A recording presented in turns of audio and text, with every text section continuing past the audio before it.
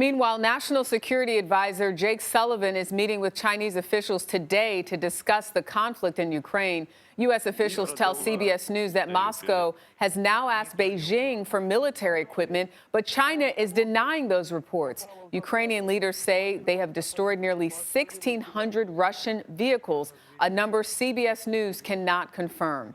Nancy Cordes is keeping a close eye on all of this for us. Nancy, what more do you know about the meeting that Jake Sullivan is expected to have with Chinese officials? Well, these are really the first talks between American officials and Chinese officials since this conflict began, Jerika. And, it all was arranged even before these new reports started coming out that Vladimir Putin was asking China now for more military aid and economic assistance because this invasion has dragged on longer than the Russian military expected, and their supplies are being depleted. Now, the Chinese say there's nothing to these reports. It's all disinformation. But yesterday, when the National Security Advisor, Jake Sullivan, was on a variety of Sunday shows, he made it pretty clear the message that he's going to be bringing when he sits down with the Chinese today. He's going to say that there are going to be consequences if they do go ahead and help Putin, either by giving him military assistance or by trying to skirt the sanctions that are being imposed on Russia by providing Russia with other types of technology. He didn't elaborate on what kinds of punishment China could face, but in the past, the White House has said that they are open to slapping sanctions on China if it tries to get around the sanctions that have already been placed on Russia. He also reiterated this idea that there will be severe consequences if Russia uses any type of chemical warfare, nuclear warfare. Right.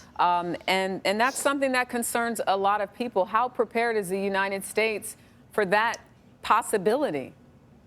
That's a great question, Jerika, because the reality is that U.S. officials continue to maintain that they're not sending their own troops into Ukraine to fight this battle against Russia. They don't want to go head-to-head with a nuclear power.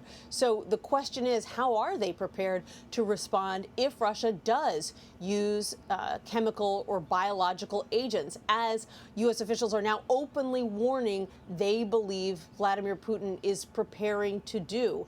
And Ukrainians are worried about this as well. In fact, the foreign minister was interviewed by Margaret Brennan on Face the Nation yesterday. He said, look, if you're not going to come in and impose a no-fly zone, just give us the supplies, give us jets so we can protect our own airspace, give us more weaponry. The U.S. did commit this weekend to giving another $200 million worth of military assistance to Ukraine, anti-tank, anti-armor weaponry, more ammunition. But those planes that Ukraine is seeking still off the table, according to U.S. officials. And in terms of that $200 million in aid that was authorized by President Biden and how it's going to be used, does that at all have any bearing on this decision possibly to send fighter jets to Ukraine? I know that was sort of a back and forth last week, but does the money and the fighter jets, does that at all have any connection, I guess? No, because White House officials continue to pour cold water on this proposal by Polish officials who said that they had 28 MiG fighter jets that they were willing to give to the Ukrainians, but what they wanted to do was to send those jets to a U.S. base in Germany and have the jets transferred to the Ukrainians that way. The reason that the Poles wanted to do it this way, obviously, was because they didn't want to be viewed as directly giving aid of this type to the Ukrainians.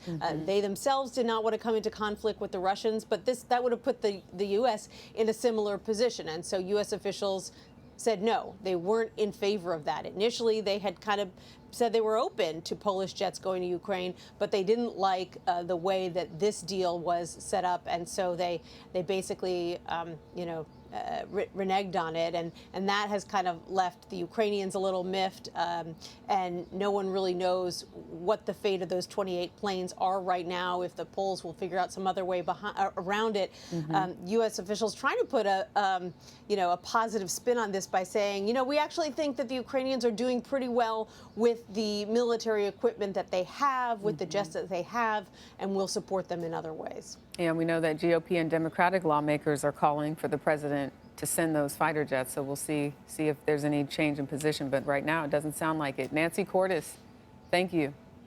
You're welcome, Jerika.